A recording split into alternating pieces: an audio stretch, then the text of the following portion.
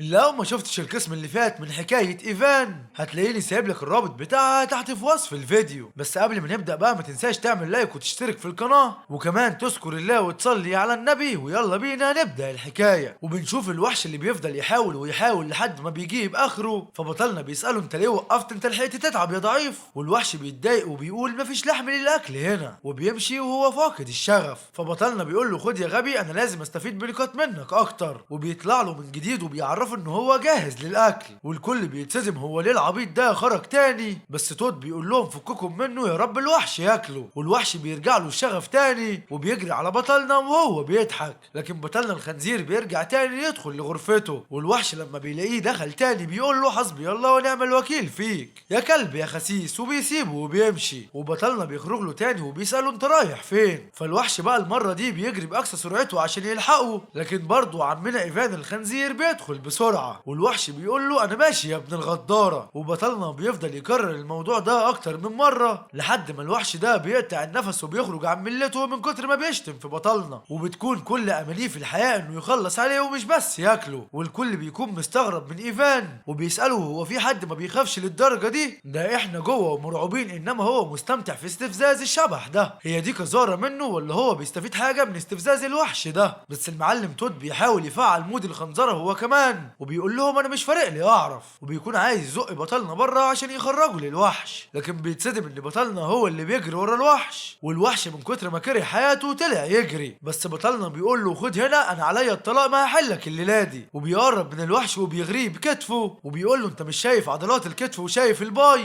ده انا لسه لاعب 3 شهور جيم وهلعب بيك. فالوحش ده بيضعف لكنه بيكون حاسس ان الموضوع ده فيه مقلب جديد، وبيقول له ولا عاركني يلا، ولسه هيهجم عليه. بس بطلنا بيبص له بصه بتشله في مكانه وبيفضل يلطش فيه وبيساله لو دراعه ده مش عاجبه. لكن بطلنا بيقول بما ان الوحش ده من مستوى عالي فاكيد عمليه التثبيت دي مش هتدوم غير 10 ثواني بس مش اكتر. وفعلا بعد 10 ثواني الوحش بيرجع يتحرك تاني وينفذ هجومه. والوحش ده بيتجنن عليه وبيقول له انا هقتلك، انا لازم اقتلك. بس بطلنا بيقول له مفيش منه الكلام ده، انت دخلت مجالي. فبيبعت له بقى النظام، والنظام بيساله هل تحب تكون خادم لسيدك ايفان؟ وايفان بيقول له وافق وانا هجيب لك كيلو لحمه، ولما نذبح ان شاء الله هجيب لك 2 كيلو كمان. فالوحش بيقول له ايوه انا موافق طبعا. والوحش ده يا اخواتي بيفكرني بواحد صاحبي قوي كده. المهم بقى ان الوحش ده بينضم لبطلنا وبكده بيكون معاه 3 اشباح. وفي الوقت ده المشرف بيتصدم منه وبيقول الشخص ده مدهش جدا لانه الوحيد اللي اتعاقد مع 3 اشباح. والغريب بقى ان الوحش ده كان عامل شغب كبير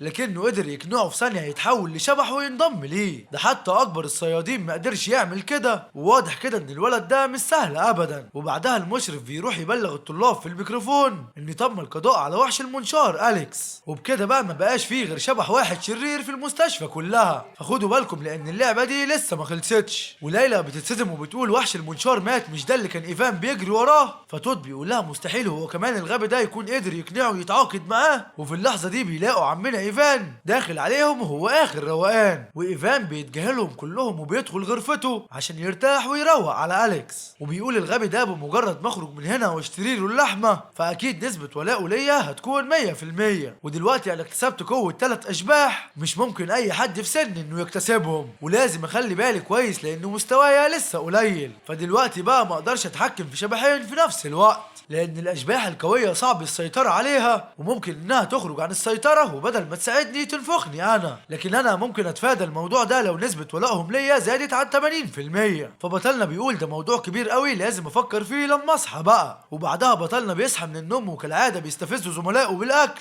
وبيقول لهم انتوا فايتكم فطار يا نهار ابيض على جماله. فالكل بيمشي وهو متعصب لانهم من امبارح ما كلوش. وفي اللحظه دي بتصحى لينا وبتحاول تقلب بطلنا في الاكل، لكن بطلنا بيبص لها بقرف كده. فلينا بتساله مالك في ايه؟ وايفان بيقول لها شايفه الدم اللي هناك ده دم لين. بس لينا بتقول له وانا كنت هعمل له ايه يعني؟ ما انت عارف اني ما تعاقدتش مع اشباح ولو خرجت كنت هموت اكيد، وبعدين انت مالك؟ هو منحني مكانه بكامل قوته العقليه. فبطلنا بيزعق لها وبيتعصب عليها وبيقول لها هو اللي سابها لك ولا انت اللي ضحكت عليه؟ ده انت حتى ما فكرتيش توفي بوعدك وتطلبي من حد انه يساعده، ولو كان لين ما سابلكيش مكانه كان اكيد ايدك القذره دي هي اللي كانت اتقطعت. وبطلنا بيكمل كلامه وبيقول لها اسف لو اتعصبت عليكي، واسف لنفسي اني ضيعت وقتي مع واحده ما تستاهلش زيك. صحيح انك نجيت امبارح، لكن اكيد هتسقطي في الاختبار. وبعدها المشرف بيعرفهم ان دي اللحظات الاخيره من الاختبار، لكن دلوقتي بقى الاختبار بقى عباره عن لعبه باتل رويال زي بابجي بالظبط، وفي شبح شرير وسطيكم. ده غير كمان ان في 3 اشباح عدوانيين، فالشبح الشرير ده هيطاردكم ولازم انكم يا تقتلوه يا تنجوا منه لحد الظهر. وليلى بتقول له مش معقول، هو لسه في شبح شرير كمان؟ واندرو بيقول لهم دي نسيبها دلوقتي، احنا كده كل واحد فينا مع شبح ضعيف، فحتى لو استدعناهم سوا مستحيل اننا نقدر نهزم الشبح نهائي، والشبح ده بيكون ورا لينا بس محدش بياخد باله. والمعلمه لينا بتقول لهم يا نهار ابيض، طب احنا هنعمل ايه دلوقتي؟ ده انا فعلا سمعت كتير عن الشبح النهائي ده. فليلى بتقول لها طب وانت مالك يعني؟ هو انت فاكره اننا ممكن نعمل لواحده زيك تنضم معانا؟ بس ايفان بيقاطعها في الكلام وبيعرفها ان مش ده وقت خناق، لكن الفكره بقى ان محدش بيكون قادر يشوف الشبح ده غير بطلنا ايفان، وده بسبب قوه فيليب. فبطلنا بيقول لينا الوحش وراك يا بنت الخاينه، بس محدش بيصدقه فاكرينه لسه بيلقح عليها، والكل بيفضل ينتقد فيه لحد ما الشبح بيجي من ورا لينا وبيسدد لها ضربه بتخترق جسدها. فلينا بتفضل تصرخ وبتطلب منهم المساعده، والكل بيكون متكهرب ومش عارف يتحرك من مكانه من الصدمه اللي هم فيها. والشبح ده بيشق جسم لينا نصين قدام عينيهم، فالمشرف بيعرفهم ان لينا تم القضاء عليها، وبطلنا بيقول لنفسه هو ده العقاب اللي هي تستاهله، لكن كون انها تتخطف من وسطينا بسهوله كده ده شيء يرعبني شخصيا. بس هي بنت حلال وتستاهل ولسه هيطلب المساعده، فبيلاقي الكل مش قادرين يتمالكوا اعصابهم من الرعب، وبطلنا بيقول لهم مش قلت لكم ان في شبح؟ يلا اخلعوا. وبيقول لنفسه على الاقل انا قادر على تحديد مكانه، فالاحسن ليا اني احاول اتجنبه لحد الظهر. وليلى بتعرفهم ان جسد لينا بيتحرك،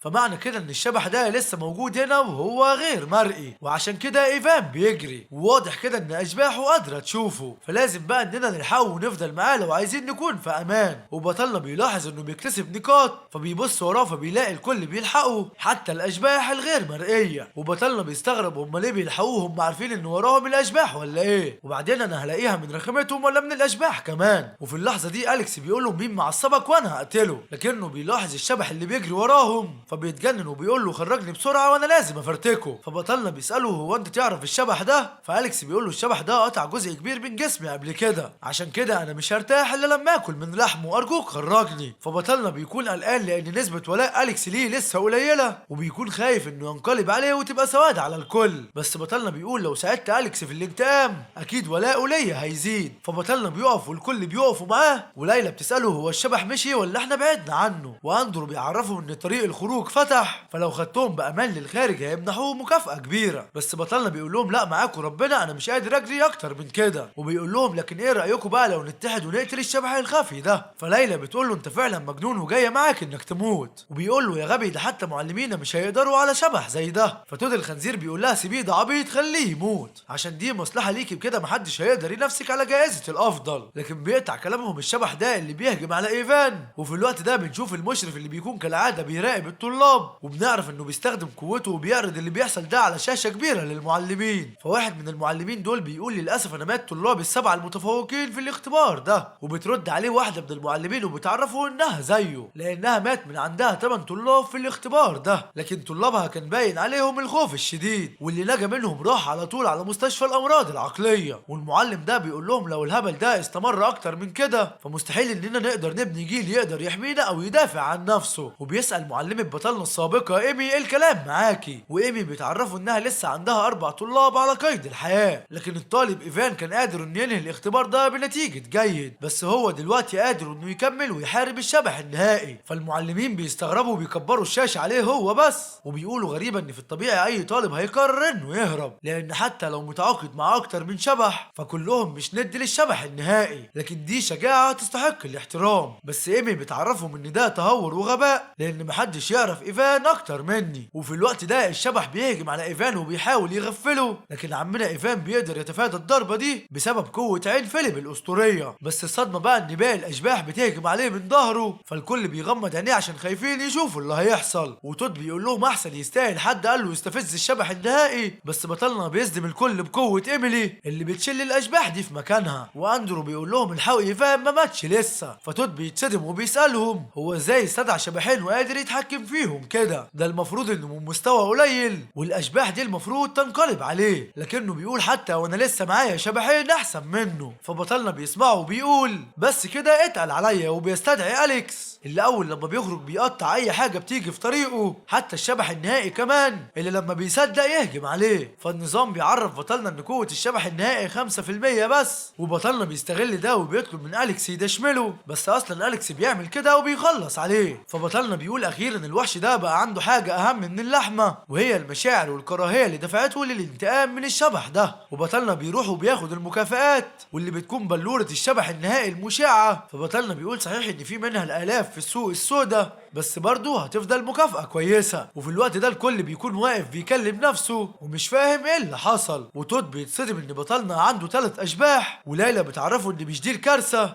انه قدر يتحكم فيهم بسلاسة رهيبة. ده غير بقى انه فعل مهارات ليهم بكل سهولة، وبتكون خايفة وفي نفس الوقت عارفة انه خد منها المركز الاول، وشكل كده بطلنا هيكون الافضل في المدرسة. فليلى بتقول انا لازم اوقفه عند حده وامنعه من التطور اكتر، وعشان اكون قادرة اني جريه والا هتكون مشكلة كبيرة. وعلى الجانب التاني كل المعلمين بيكونوا مبهورين ببطلنا لانه قدر يعمل 3 عقود في يوم واحد، وبيقولوا انه كان فاضل له شبح واحد ويلحق بالبطل صاحب اعلى تعاقدات في المستوى ده. فالمعلم بيقول انا طلعت غبي قوي عشان كنت فاكر ان الولد ده مجرد غبي وفاشل وملهوش اي لازمة، بس طلعت انا اللي غبي وفاشل ومليش لازمة. فالمعلمين بيقولوا له حتى لو هينضم لافضل الطلبة في العام ما تنساش ان ابنة المديرة تشارلي قادرة انها تقتل شبحين وتتعاقد مع 3 برضه. وفي الوقت ده بيدخل عليهم الوزير جوي وبيسألهم هو ايه اللي انا سمعته ده، هو صحيح ان في حد قادر ينافس بنت المدير تشارلي؟ فالكل بيرحب بيه وبيعرفوا ان ايفان فعلا عمل كده، وجوي بيوكل واحد من المعلمين